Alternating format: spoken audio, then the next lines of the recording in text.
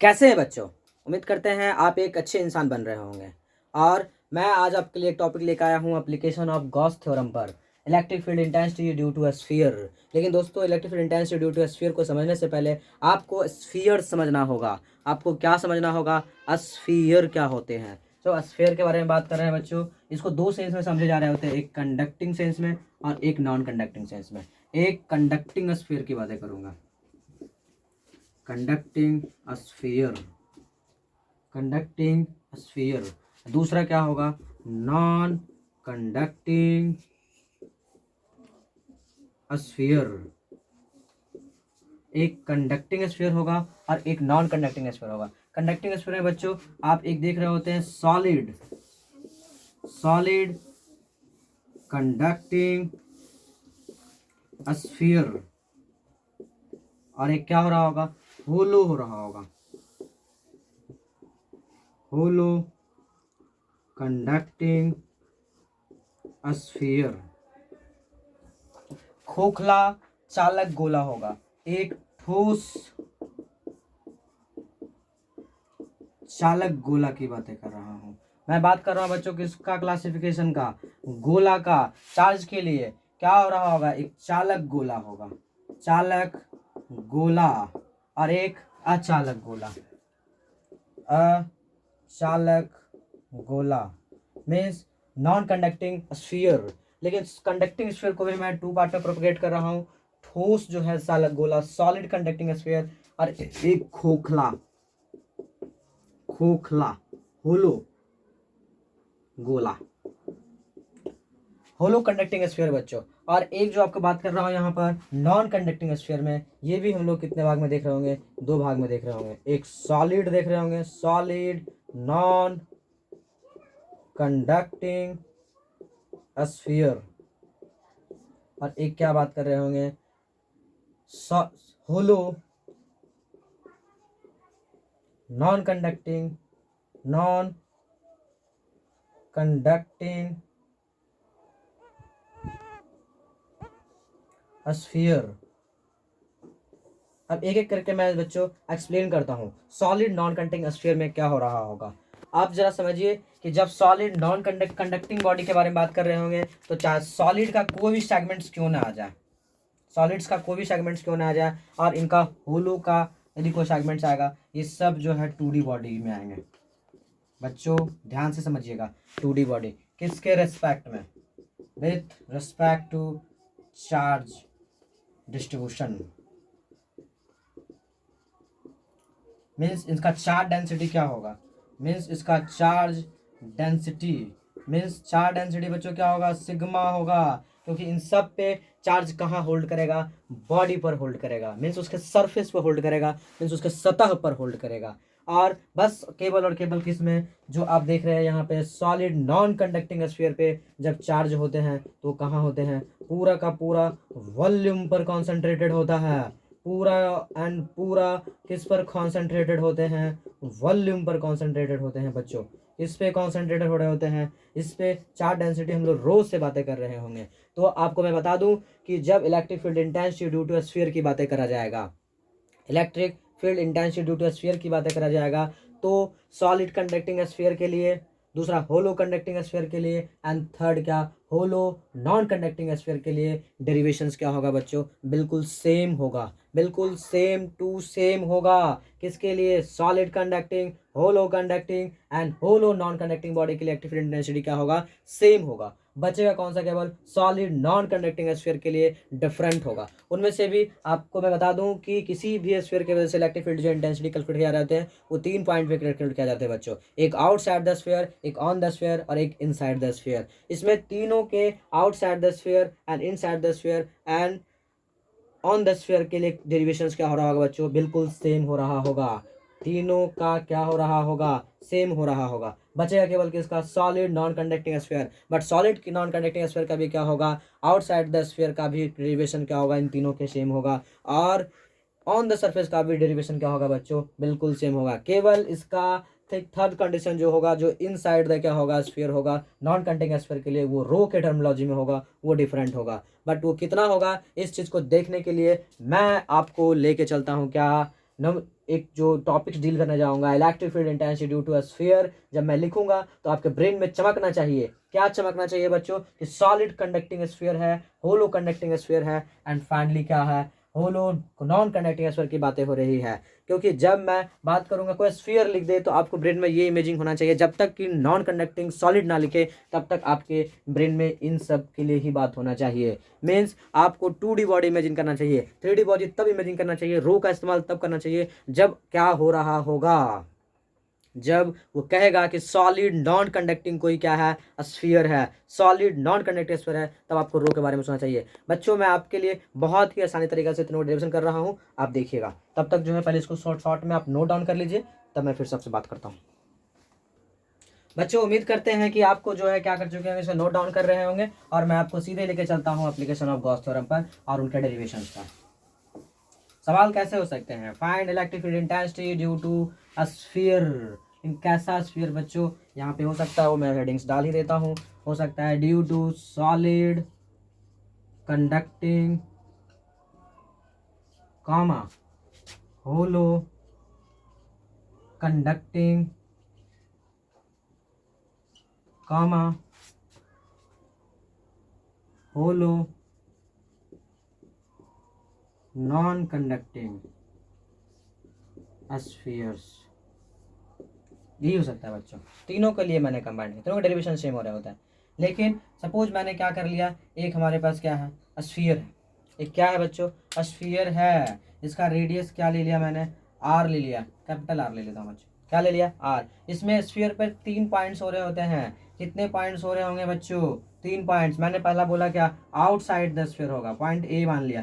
क्या है ये? आउटसाइड द स्फीयर है। एक क्या हो सकता है? ऑन द स्फीयर हो सकता है, और एक क्या हो सकता है? इनसाइड द स्फीयर हो सकता है। हो सकता है कि नहीं हो सकता है? बिल्कुल हो सकता है। तो चलिए हम तीनों के लिए फलबुट करते हैं। पहला क्या होगा? जब आपके आर की बातें होगी यहाँ तक, तो क्या होगा? Case number first, case number first बच्चों, आर ग्रेटर देन क्या होगा? कैपिटल आर होगा।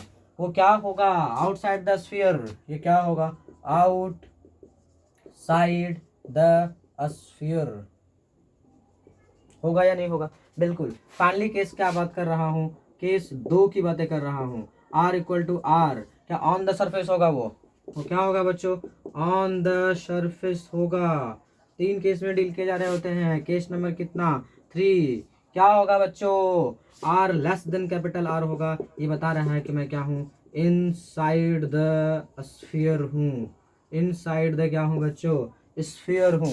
क्या तीनों पॉइंट आपके सामने हैं?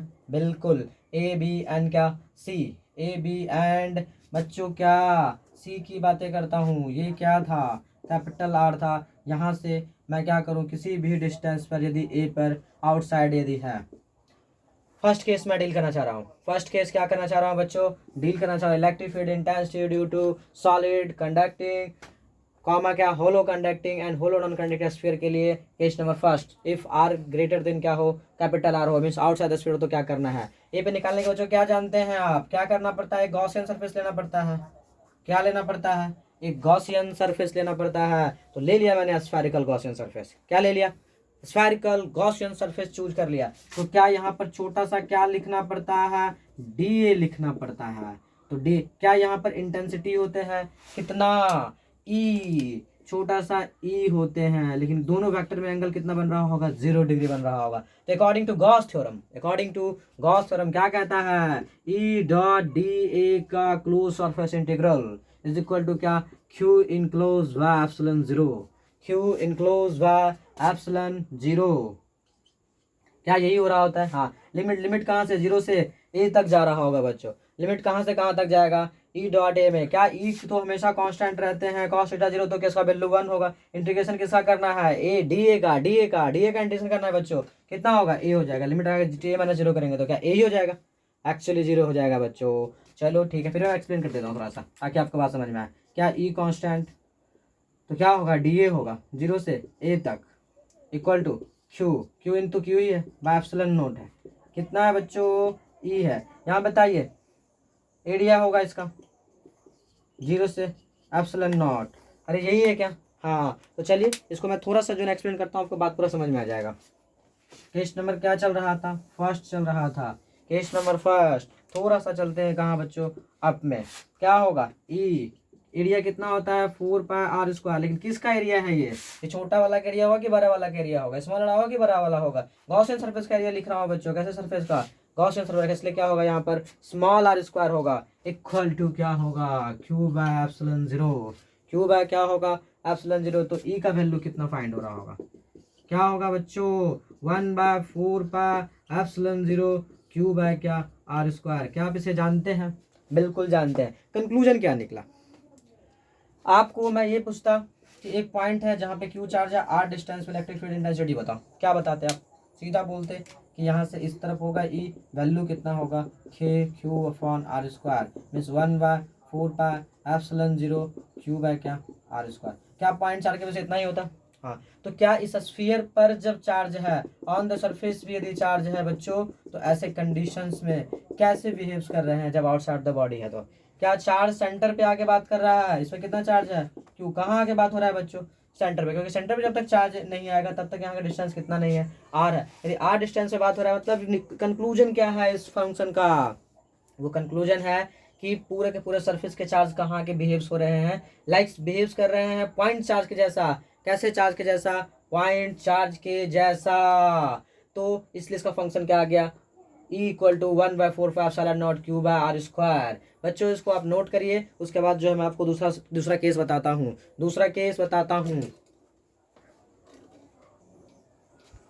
चलिए बच्चों आपका नोट हो गया, तो हम लोग दूसरे केस पर बात कर रहे होते हैं। क्या है दूसरा केस, क्या है, जब जो है आपका पॉइंट्स कहाँ होगा, ऑन द सरफेस होगा, तो आप क्या कर रहे होंगे जरा बताओ, क्या स्फीयर था, हाँ, रेडियस कितना था, r था, क्या यहीं पे पॉइंट होगा, बिल्कुल, क्या बी पॉइंट था। सबसे पहले क्या करते हैं जरा बताओ, दूसरा केस में क्या था, दूसरा केस था r = क्या था, r था। केस नंबर 2 था कि ना, on the surface, when point is situated on the surface, जब आपका पॉइंट कहाँ सिचुएटेड है, सरफेस पे है, तो क्या स्मॉल r = क्या r हो जाएगा। सबसे पहले बनाने का तरीका क्या है, गॉसियन सरफेस लेते हैं, रियल होता है या इमेजिनरी, रियल नहीं बच्चों, इमेजिनरी होता है, इमेजिन करते हैं, होते नहीं बट इमेजिन कर रहे होते हैं। तो इसका एरिया वेक्टर कहाँ होगा, आउटवर्ड नॉर्मल होगा बच्चों, डीए नाम दिया मैंने, बट इंटेंसिटी किसके वजह से होगा, क्योंकि सेंटर पे कोई क्या है, सेंटर पे चार्ज है, क्या सरफेस पे चार्ज है, सरफेस पे चार्ज है, कितना चार्ज है, क्यू चार्ज है, कितना चार्ज है बच्चों, क्यू चार्ज है। तो क्या करेंगे यहाँ पर, इंटेंसिटी का डायरेक्शन भी उसी तरफ है, थीटा बताइए 0। क्या अप्लाई करते हैं, applying Gauss theorem, applying Gauss theorem,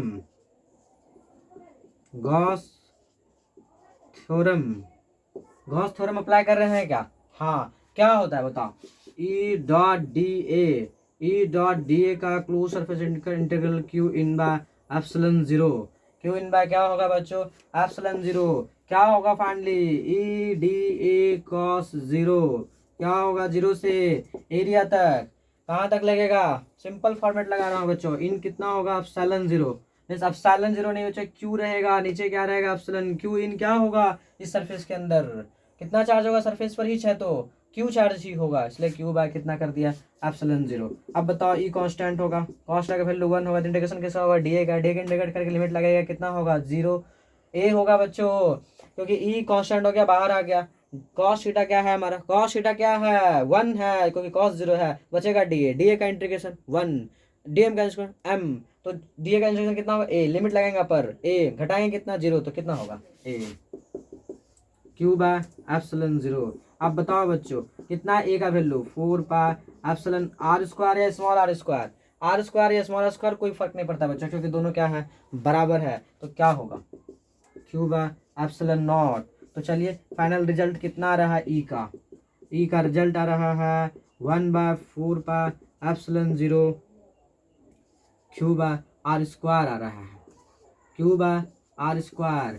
क्या हुआ बच्चों बताओ, इस रिजल्ट में भी क्या हो रहा है, चार्ज सरफेस पे जब रहता है और ऑन द सरफेस में बात कर रहा होता हूँ, तो कहाँ आके बिहेव्स कर रहे होते हैं, ये सारे चार्ज सेंटर पे आके बिहेव्स कर रहे होते हैं, कहाँ पे आके बिहेव करते हैं बच्चों, सेंटर पे आके बिहेव कर रहे होते हैं। सारे चार्ज जो सरफेस पे plus plus plus plus plus है इलेक्ट्रिक फील्ड इंटेंसिटी में, जब हम लोग ऑन द सरफेस बात कर रहे होंगे तो कहाँ बात हो रहा होगा बच्चों, बहुत सारे प्रॉब्लम बनाऊंगा, बहुत सारा बच्चा क्या होगा यहाँ पर डिजाइन करूंगा मैं न्यूमेरिकल्स उस कॉन्सेप्ट पर, क्योंकि वो सारे चार्ज कहाँ आके बिहेव हो रहे हैं, सेंटर पे आके बिहेव हो रहे हैं। क्या बात समझ में आ रहा है, बिल्कुल बात समझ में आ रहा है। तो क्या एक केस बच जाता है, वो कौन सा केस है, थर्ड केस है। थर्ड केस में क्या हो रहा होता है, जल्दी से बताओ क्या हो रहा होता है, आर लेस देन क्या हो रहा होता है, 0 हो रहा होता है बच्चों। क्या हो रहा होता है, R less than capital R. Case number 3 क्या होगा, अब बताओ क्या ये स्फीयर होता था, हाँ क्या इस पे चार्ज होता था, बिल्कुल होता था। अरे कितने चार्ज होता था, क्यू चार्ज होता था। टोटल कितने चार्ज होते थे, बोलो सत्यनारायण स्वामी की। रेडियस कितना, आर। तो क्या इस पे कोई पॉइंट स्मॉल आर लेते थे, हाँ। तो क्या यहाँ पर गॉसियन सरफेस लेंगे, इस पॉइंट सी पर मैं बातें करूँ तो गॉसियन सरफेस लिया, खच खच खच खच खच खच खच खच खच खच खच खच खच खच। तो बताओ इसकी वजह से क्या होगा, इलेक्ट्रिक फील्ड इंटेंसिटी सपोज मैंने मान भी लिया कि इधर है, ठीक है, लेकिन बताओ इसका एरिया फैक्टर क्या होगा, इधर ही होगा, तो डी भी इधर हो गया। थीटा मान लिया कि कितना है बच्चों, 0 है। आप गॉस थ्योरम को अप्लाई करते हैं, क्या बोला था गॉस थ्योरम ने, ई डॉट डी ए का क्लोज सरफेस इंटीग्रल टू कितना, क्यू इन बाय एप्सिलॉन 0। चलिए मैं मान लिया सॉल्व हो गया, कितना होता है, इंटू ए होता है, लेकिन क्यू इन कितना होगा, इसके अंदर कोई चार्ज होगा क्या, इस क्वेश्चन पेपर के अंदर कोई चार्ज है क्या, नहीं सब तो बाहर है। तो क्यू इन कितना होगा, 0 बाय एप्सिलॉन नॉट। तो यहाँ क्या होगा, ई इंटू ए क्या 0, इसलिए फाइनली ई का वैल्यू क्या होगा, 0 न्यूटन पर कूलम्ब होगा। क्या electric field inside the conductor क्या हो रहे होते हैं, 0, या नॉन कंडक्टिंग स्फीयर की वजह से भी इनसाइड क्या हो रहे होते हैं, 0, या होलो नॉन कंडक्टिंग स्फीयर की वजह से अंदर में इलेक्ट्रिक फील्ड क्या हो रहे होते हैं, 0। बच्चों ये इलेक्ट्रोस्टैटिक शील्डिंग में बहुत ज़्यादा इस्तेमाल हो रहे होते हैं। आप देखते होंगे सुने होंगे कि कार में जब क्या हो रहा होता है, बारिश हो रहा होता है और बादल कड़क रहे हो, बिजली गिर रहे हो, तो कहाँ रहना चाहिए, कार में ही रहना चाहिए। मीन्स अंदर कंडक्टर के इलेक्ट्रिक फील्ड इंटेंसिटी क्या होते हैं, 0 होते हैं बच्चों। बात आपको समझ में आया होगा, वीडियो को पॉज करिए, इसको नोट डाउन करिए, लिखिए, तब मैं आपको फिर से जो है electric field intensity due to non conducting solid sphere बताने जा रहा हूं। तब तक वीडियो को पॉज करके नोट डाउन करिए। कितना देर के होना।